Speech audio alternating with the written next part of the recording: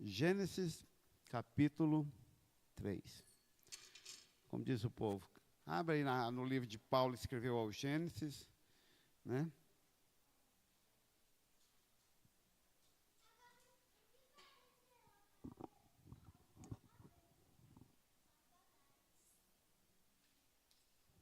Gênesis, capítulo 3. Encontraram? Não, é o 3. Não. Vou ler o verso 8 e diz assim: E ouviram, Gênesis capítulo 3, versículo 8, e ouviram a voz do Senhor, Deus, que passeava no jardim, pela viração do dia, e esconderam-se Adão e sua mulher da presença do Senhor Deus, entre as árvores do jardim. Pai, te dou graças, eu te honro, glorifico o teu nome, tu és santo, Deus bondoso. Pai, toma-nos, ó Deus, em Ti, toma-nos, ó Deus, em Tua presença, Pai, em nome do Senhor Jesus. Pai, dá-nos Tua palavra, dá-nos, ó Deus, sensibilidade à Tua palavra, Pai, em nome do Senhor Jesus. Eu te honro, eu glorifico a Ti, Pai, em nome do Senhor Jesus. Amém. Muito bem, versículo 8. E ouviram a voz do Senhor Deus. Interessantemente, nós temos aí tentado nesses dois encontros. Da outra vez, no domingo passado, foi o encontro de Moisés com o anjo do Senhor em fogo, usando a sarça ardente como suporte para se mostrar a Moisés. E nós então entendemos que não era a sarça que pegava fogo, e nunca foi, e Moisés nunca se preocupou em ver uma sarça ardente, ele viu o Filho do Deus vivo em chama de fogo. É um conceito um pouco mais elaborado. Então, acredito que no domingo passado nós já aprendemos que Jesus sim estava vivo, existia e andava por entre a humanidade no Velho Testamento. Então, tomemos cuidado com essa ideia de que Jesus Cristo foi criado ali com Maria e daquele momento em diante passou a existir. Ele sempre existiu, ele é eterno e transcende tudo que nossa mente finita, humana, pode catalogar ou medir. E mais uma vez, incrivelmente, Jesus encontra com seres humanos. E aqui, antes de nascer de Maria. No que é chamado teologicamente, explicamos isso no domingo passado, de teofania, aqueles momentos em que Deus se revelava ao homem no Velho Testamento, se dava a conhecer ou se mostrava, como foi com Isaías no capítulo 6, com tantos outros homens, com Sadraque, Mesaque e Abednego andando ali na fornalha de fogo. Enfim, Jesus Cristo, de uma forma muito ativa e num ministério muito atuante, esteve descendo à terra no Velho Testamento com um único e exclusivo objetivo. Vamos entender isso aqui no decorrer. Qual era o objetivo de Jesus se mostrar? E como você, a maioria das vezes, eu sempre olhei e ouvi deste texto como Deus, o Deus eterno, vindo encontrar mais um dia com Adão e Eva. A diferença é que nesse fatídico dia tinha tido uma mudança histórica na humanidade. Havia entrado na história da existência o pecado. Então nós sempre aprendemos que todos os dias Deus descia, sentava com Adão e batia o papo, e nós chamamos isso de a viração do dia. Aquele momento, todos os dias que Deus descia, sentava com Adão e conversava com ele. Mas o bem da verdade é que é mais um mito que nós criamos e nós contamos e nós ouvimos e contamos para os nossos filhos, que Deus todos os dias descia para falar com Adão. Quando que, se você pegar Gênesis e ler, isso não há nenhum relato de que Deus descia todos os dias, e essa história fantasiosa e romântica da viração do dia, que todo dia de tarde Deus descia para sentar com Adão, nada mais é do que uma criação que foi contada de pai para filho, e chegou até nós, e nós ouvimos e acreditamos e replicamos. Se você pegar a Bíblia, lugar nenhum vai estar escrito que Deus todos os dias descia para falar com Adão. Conversa. Essa viração do dia aqui foi um incidente ou uma ocasião, como a gente estuda na escola, dentro da narrativa, nada mais foi do que o tempo em que neste dia específico, houve uma teofania. Ah, tá, mas então Deus não falava com Adão? Não disse isto. Falava intensamente, falava continuamente. No capítulo 2, antes desta história, no capítulo 2, no verso 16 e 17, Deus fala com Adão: eu ponho vocês aí no meio do jardim, a árvore do conhecimento do bem e do mal, e vocês poderão comer de todas as árvores, poderão comer da árvore da vida, das demais árvores só não poderão comer da árvore do conhecimento do bem e do mal. Mas então, como é que Deus falou com Adão se ele não descia todos os dias para falar com ele? Teologia entende-se de uma comunicação direta. Até aqui, na criação, a voz de Deus, a supremacia de Deus, havia feito todas as coisas, e a palavra de Deus diz que o Espírito de Deus testifica com o nosso espírito que nós somos filhos de Deus. Isso tem nome teológico, chama comunicação direta. Então Deus, no capítulo 2, no verso 16 e 17, olha para Adão e diz: de todas as árvores poderei comer, de espírito para espírito, numa comunicação direta. Deus comunicava com Adão sempre, todos os momentos. E aliás, vou te dizer uma coisa. Das maravilhas da existência catalogada, talvez tenha sido a maior perca que o homem teve com o pecado. Depois do pecado, isso foi extinto. Deus não falou mais numa comunicação direta com o homem. Mas é romântico, a gente gosta de acreditar que todo dia de tardezinha Deus descia, sentava com Adão, e aí a vaca criou, e aí como é que está o cervo lá no mato? É bom acreditar nesses mitos, porque a dureza de que Deus não falou mais ao homem é dura demais para os nossos corações. E aí a gente fica com as periferias da história e a vida segue. Mas da maior perca que o homem teve com o pecado foi a perca da comunicação direta de Deus com o homem. Muito bem, então estava lá Adão e Eva, felizes da vida, tendo comido do conhecimento do bem e do mal. E silenciado dentro dos seus corações a voz de Deus.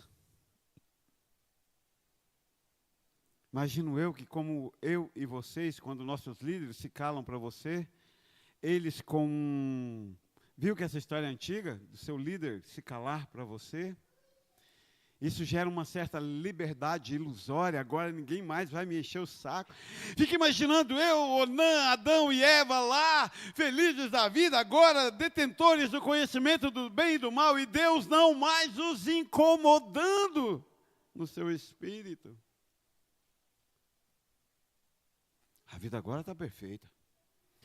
Porque, como diria o pastor José Deus, o problema não é o pecado. O problema é os outros ficar sabendo que nós pecamos. Se ninguém ficar sabendo, estava tudo ok. E Adão e Eva estavam lá, pronto, acabou. Agora nós somos deuses. Nós conhecemos o bem e o mal e Deus não nos incomoda mais. Deus não nos contraria mais, porque esta geração do não me contrarie é do jeito que eu quero, no tempo que eu quero, na hora que eu quero, do jeito que eu acho que é bom. Seria a glória. Deus não nos contrariando, não nos enchendo o saco mais. Do momento em que comeram do bem e do mal, até esse fatídico versículo 8, viveram o paraíso humano. Deus não incomodava, conhecia o bem e o mal, só que de repente aconteceu algo que eles nunca tinham visto. Eles ouviram barulho por entre as árvores. Eles ouviram barulho por entre o jardim, e dentro desse barulho eles ouviram uma voz. Interessantemente que a vida inteira nós acreditamos que eles se esconderam porque havia o pecado, e não. O texto não diz isso, o texto diz que eles se esconderam porque ouviram a voz de Deus. Estava tudo bem com o pecado. O que estragou o jardim do Éden não foi o pecado, foi a voz de Deus para Adão e Eva. Eles se esconderam não porque pecaram, mas porque de repente ouviram uma voz que até então não tinham ouvido. Passeava por entre o jardim, andava por entre o jardim, eles ouviram a voz, e o texto diz que então Deus andando, ou Jesus andando por entre o jardim, eles ouviram a voz, isso sim agora, foi no entardecer, na viração do dia. E aí eles se esconderam, porque eles estranharam aquela voz. Não era assim que Deus falava com eles, era uma comunicação direta em seu espírito. Mas agora eles ouviram uma voz audível. Jesus Cristo desce à terra. Acho incrível. E eu me emociono quando eu vejo Jesus Cristo descer na terra neste momento. Especificamente neste momento. Paulo escreve que ele veio na plenitude dos tempos, quando o homem estava enxafurdado no pecado, quando a sociedade havia perdido brilho, quando a sociedade havia perdido a dimensão da ofensa a Deus. Jesus Cristo veio em carne para salvar.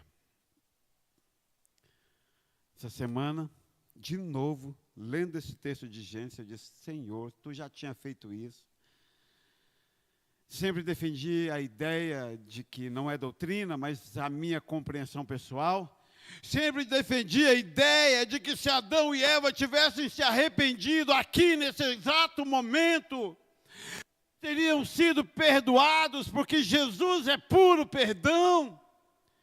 E eu precisei olhar para Jesus e dizer: mais uma vez tu desceu para perdoar, mais uma vez tu desceu para salvar, mais uma vez tu desceu para pegar na mão do homem e dizer: levanta e anda que eu sou contigo.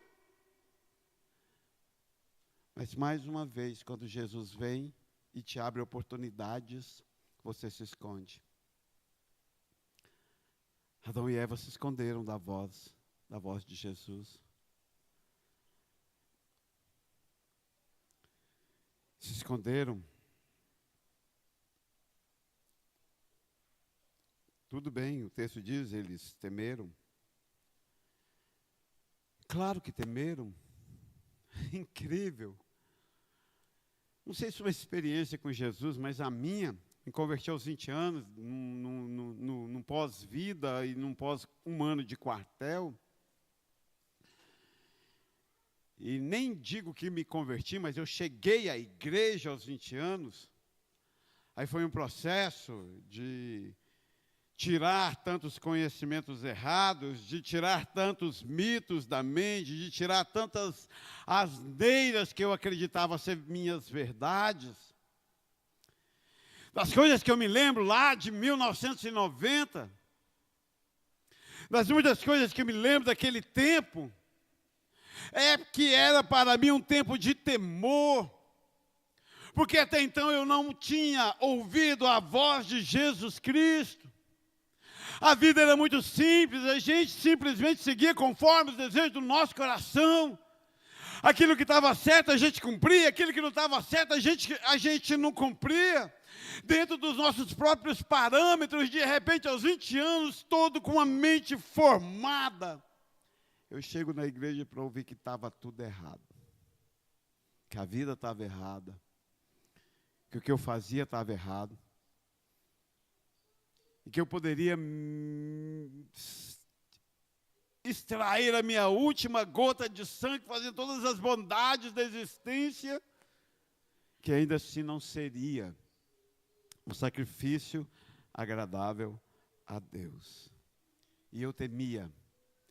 Engraçado, percebem, lembram que no primeiro amor a gente tem um temor maior de Jesus Cristo? Quando a gente começa a ouvir a voz de Jesus Cristo, a gente tem um temor maior. E essa mudança na humanidade, ela foi a sua tragédia. Então, a humanidade perdeu a graça de eu ter uma comunicação direta com o Espírito de Deus. E daqui para frente passou a ter a necessidade de ouvir Jesus se manifestando para que nós não ficássemos completamente isolados da glória de Deus. Capítulo 5 de Gênesis conta como isso se deu de uma forma muito cruel. Nós sabemos que se no capítulo 2 ele diz, façamos, no verso 27, façamos o homem à nossa imagem e semelhança. Se eu disse que talvez a maior glória que o homem tenha perdido com a queda, com o pecado, seja o fato de o Espírito de Deus não comunicar mais diretamente com o seu Espírito. Agora nós temos uma segunda coisa gravíssima. Com o pecado, o homem perdeu a imagem e semelhança de Deus. Então, catalogado, o único homem feito à imagem e semelhança de Deus é Adão. Então, meu querido, se tem uma coisa que você não é, é a imagem e semelhança de Deus. Você é a imagem e semelhança de Adão. Por isso Paulo escreve das suas cartas, o primeiro, Adão, e o segundo. O máximo que nós podemos ter da misericórdia de Deus é nos tornar filhos em Cristo Jesus. Abra sua Bíblia aí no capítulo 5 de Gênesis, no versículo 3. E Adão viveu 130 anos. E gerou uma filha, um filho. E Adão viveu 130 anos e gerou um filho à sua própria semelhança, conforme a sua própria imagem, não mais a imagem de Deus. E pôs-lhe o nome de Sete. Da queda em diante, literalmente, simplesmente, a humanidade perdeu a graça da imagem e semelhança de Deus.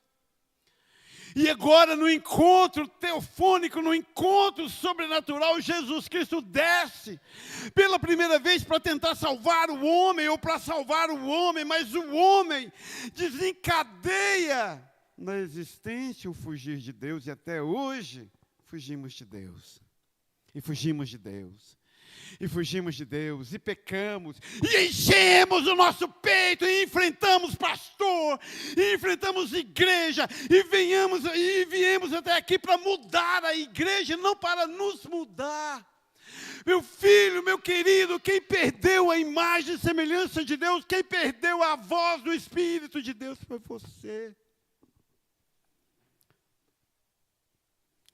Quem se esconde atrás da moita é você. O pastor? Vamos brincar com o pastor como se ele fosse palhaço. Vamos brincar de esconder. Eu tenho um aluno autista, pela primeira vez em 200 anos de educação, esse ano eu tenho um aluno autista. Estou aprendendo como nunca. Ele vai, a hora que ele se cansa, ele vai lá na cortina da sala, do vitrô, ele esconde a cara de trás e ri, que rola, porque ele acha que ninguém mais está vendo ele.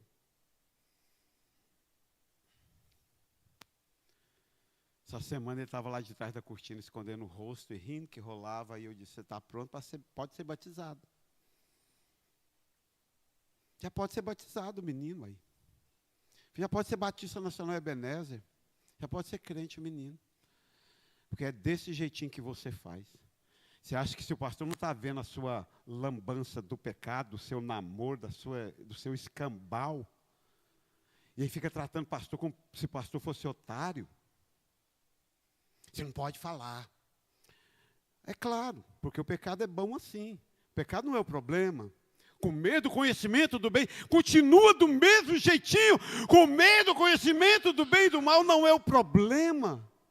O problema é Jesus descer. Viver uma vida de pecado aqui não é problema. O problema é o dia do juízo. E aí nós perdemos com o pecado a imagem e semelhança de Deus.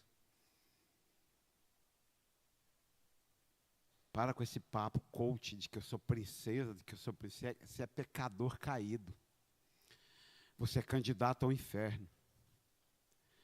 Ainda bem, glória a Deus que Jesus é mestre em descer para salvar o homem da bagaceira que o próprio homem construiu. Adão e Eva, então, se esconderam entre as árvores.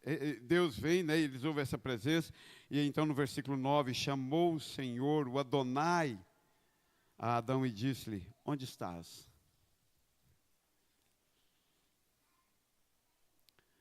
Onde estás? Como é que está? Qual que é? Conseguem perceber a semelhança com Jesus Cristo andando nas ruas de Jerusalém? Encontra, consegue, pergunta, querem ser curado? Percebem, assimilam a semelhança com Jesus encontrando com a mulher hemorrágica? Com essas suas perguntinhas capciosas? Consegue perceber a semelhança de Jesus encontrando com a mulher adúltera, prestes a ser apedrejada? E perguntando, onde estão os teus acusadores? Versículo 9, Jesus olha para Adão e diz assim, onde estás? Que coisa, que pergunta retórica. Porque se eu olho para você e te vejo e perguntar onde, depois de eu olhar para você e perguntar onde estás, chega a ser meio insano.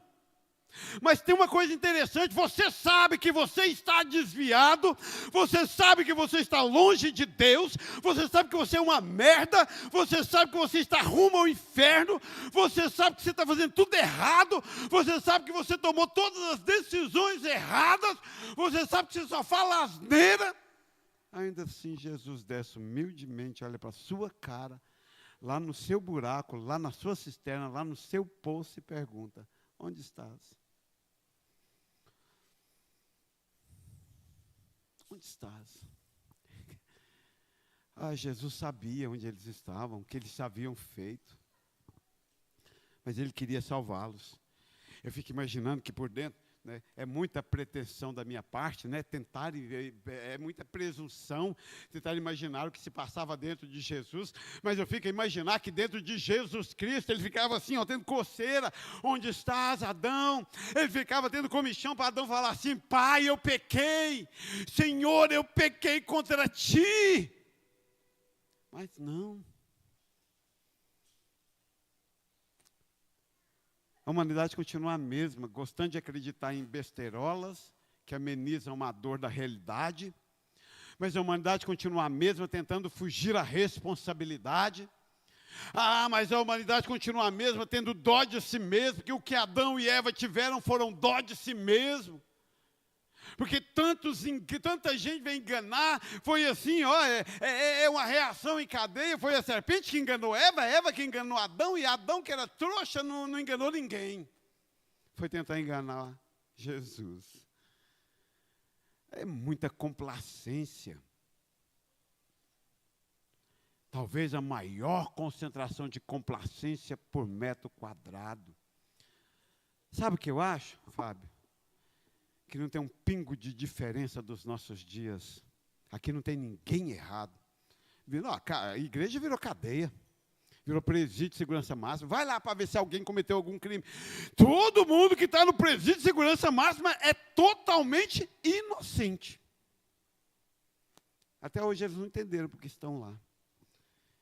E a maioria de nós até hoje não entendemos porque estamos na igreja. Se nós somos tão bons. Nós somos tão bons em julgar, nós somos tão bons em culpar, nós somos tão bons em nos escondermos, nós somos tão bons ao ponto de Jesus precisar sair do seu trono e vir encontrar conosco para perguntar, querido, na boa, onde é que você está? Como é que está seu estado? Sabe, meu querido, talvez depois da morte na cruz e da ressurreição por você, talvez nos grandes atos de puro amor e misericórdia de Deus para você, te dá um pastor e uma igreja para ficar perguntando como é que você está. E em momento algum eu sinto no tom de Jesus, e ele tinha todo o poderio nos céus e na terra, sempre teve, de já descer. Eu fico imaginando ele tipo assim, um Pokémon, sabe? Sabe, crianças, um Pokémon já descendo a glória e já jogando bola de fogo para cá e para lá, queima Eva, queima Adão, queima os dinossauros, queima a sua estupidez em justificar o seu pecado. Mas não. Ele desce calmamente e pergunta assim: Adão, onde é que você está? Vamos conversar, vamos dialogar. Você já viu ele fazendo isso outra vez? Eu acho, recentemente estava contando para os meninos na escola a história de Jonas. Você sabe que eu me impressiono mais com a história da aboboreira ter secado, o coró comer ela e ela secada, do que com Nínive inteira e seus cachorros, suas vacas, terem se convertido, que até hoje não dou conta de explicar isso. Deus olhar simplesmente para a cara de Jonas e dizer assim: tem razão essa tua ira? Ah, Adão, a Eva que está aqui nesta igreja desta noite, ou Adão ou Eva que está em casa assistindo essa live, se é que ela voltou, se é que o Elon Musk não nos tirou para sempre do ar. Ah, você é Jesus Cristo descendo simplesmente para perguntar: como é que você está? E eu não vejo, talvez o meu tom nesta noite seja condenatório, mas quero deixar claro que o tom de Jesus Cristo foi salvatório, se é que existe essa palavra. Ele desceu para salvar. Esse onde está é assim: eu queria tanto, mas eu queria tanto, tanto, tanto te salvar, Adão e Eva. Eu acho interessante o tom de Jesus na cruz, é o mesmo. É um tom: eu queria tanto, tanto salvar a humanidade, eu amei todos de uma forma tão intensa que eu gostaria de que todos fossem salvos. Eu amei tanto que lá na cruz eu olhei e disse assim: Pai, perdoa, porque eles não sabem o que fazem. Imagino que essa frase já estava escrita, já estava na mente de Jesus lá no Éden, quando ele desce para encontrar com Adão e Eva. Faltou só um quê de humildade, dizer: Jesus, é que nós erramos, nós desobedecemos, nós fizemos o que não era bonito, nós fomos feios. Imagino eu que Jesus teria dito: Pai, perdoa, porque eles não sabem o que fazem. Está vendo? Eles são humanos, são pó. Perderam já a tua voz, perderam já a tua imagem e semelhança, e agora? Não alcançaram a humildade. Chamou o Senhor Deus a Adão e disse: onde estás? A pergunta é de salvar, porque Jesus Cristo, a Bíblia diz que ele veio para buscar o que havia se perdido. Isso era para ter se cumprido lá. Lamentavelmente, isso era para ter se cumprido lá em Adão e Eva, no dia da desobediência. Não foi possível. Mas glória e aprove a Deus fazer esta palavra se cumprir a mim e a você, comigo e contigo. Ele veio buscar o que havia perdido. Jesus Cristo nunca encontrou com ninguém, Reginaldo, se não fosse para salvá-lo e mudar a sua condição. Onde estás, Adão, que eu quero te tirar daí? Onde estás, Onã, que eu quero te tirar daí? Por isso que como pastor, como discipulador, como psicanalista, a regra ética é: quando você entender que o indivíduo não quer sair de onde está, o seu trabalho com ele, diria Freud, terminou ali. Porque diria o leigo, semi-analfabeto do meu pai: bater em ferro frio não vira ferradura. Imagino eu que Jesus guardou todo o seu amor ali, olhou para Adão e Eva, porque eles não queriam sair de onde eles estavam. Eles fazem o que vocês gostam de fazer, eles começam um joguete de palavras, verso 10. E disse-lhe Adão: ah, Jesus, eu ouvi a tua voz soar no meio do jardim e eu temi porque eu estava nu. Oh, como assim? Acaso você tinha alguma roupa antes deste momento? Ah, tá, mas conheceu o bem e o mal, agora teve vergonha porque conhecedor do bem e do mal perdeu a inocência, diriam os católicos. E eu escondi-me Não, escondeu porque estava sem condições de olhar para Jesus e dizer, eu errei. Eu errei. Nós erramos. E aí Adão conta que se escondeu. Lembra quando eu digo para vocês que economizo meu brilho, economizo meu tempo e não me procure para dar justificativas, não? Primeiro porque não vai rolar. Cada vez que você der uma justificativa, eu vou pensar em Jesus na cruz do Calvário, não dando justificativa para salvar você. Então não há justificativas. Às vezes há motivos. Mas mesmo quando existem motivos, alguns ainda podem ser escusos. Lidar com Deus, lidar com Jesus Cristo, principalmente quando Ele desce, porque eu estou perdido, principalmente quando Ele desce para me encontrar, porque Ele veio para achar o que estava perdido, porque os sãos não precisam de médicos, mas os doentes sim. Então, até então, Adão não precisava da presença de Jesus, mas agora sim precisava. E Adão, ao invés de, eu me arrependo, Senhor, me destroça, me refaz, me levanta, toma minha mão. Adão foi dar justificativa, eu estava pelado. Se Jesus está importando com isso. Eu estava nu, e aí eu fiquei com medo e me escondi. E Deus disse, e Jesus respondeu-lhe, quem te mostrou que estavas nu? Interessante. Jesus foi direto e vou te contar um trem. Qual é a sua desculpa? Filho pequeno? Esses dias a Sandra quase me bateu com essa história de filho pequeno. Qual que é a sua bengala? Filho pequeno? Qual que é a sua bengala? O seu horário de serviço? Qual que é o seu bengala? Seu peso? É cansativo. Você está tão gordo que ficar sentado no banco aqui cansa, dói a coluna. Qual que é o seu motivo? O de Adão aqui foi simples e claro. Mas qual é o seu motivo? E aí Deus disse-lhe no verso 11, quem te mostrou que estavas nu? Comestes tu da árvore que te ordenei que não comesses? Engraçado, nós temos dois vieses para entender este diálogo aqui, de Jesus Cristo. Primeiro você compreendeu que está nu, porque você comeu da árvore e agora todo conhecimento te é dado, do que é certo, do que é errado, e você entendeu que está errado ficar nu? É um viés. Não curto muito ele.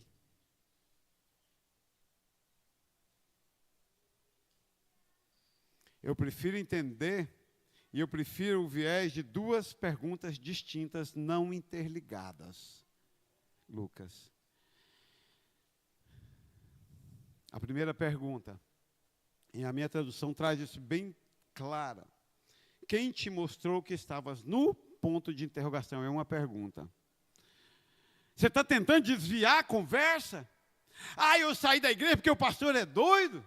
Eu saí da igreja porque irmão A ou B, eu não vou no culto por causa disso ou daquilo, eu não vou no culto porque a bênção que eu pedi para Deus agora me impede de ir no culto, que é isso ou aquilo, a Cecília Meirelles ou sei lá, Ana Maria Machado, no isto ou aquilo, conta melhor, é isto ou aquilo.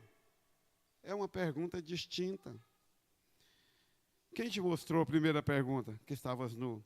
Fechou a conversa. A segunda pergunta.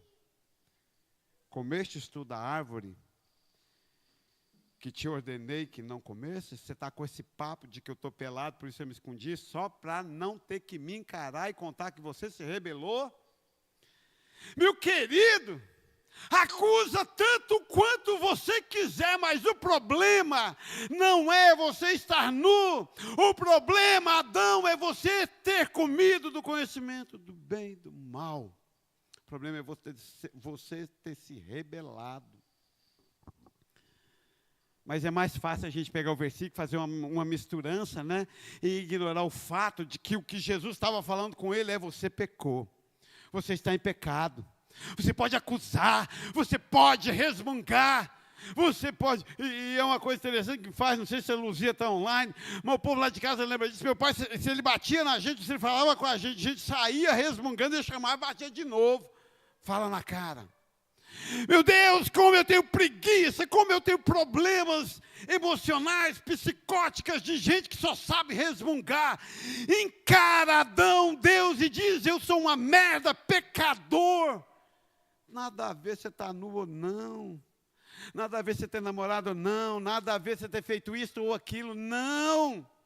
O problema, meu querido, não é o que você faz. O problema é a rebeldia do seu coração. Esse precisa ser curado. Porque quando for curado a rebeldia do seu coração, o que você faz vai mudar. O que você faz vai mudar. Ah, meu querido, o que você faz vai mudar.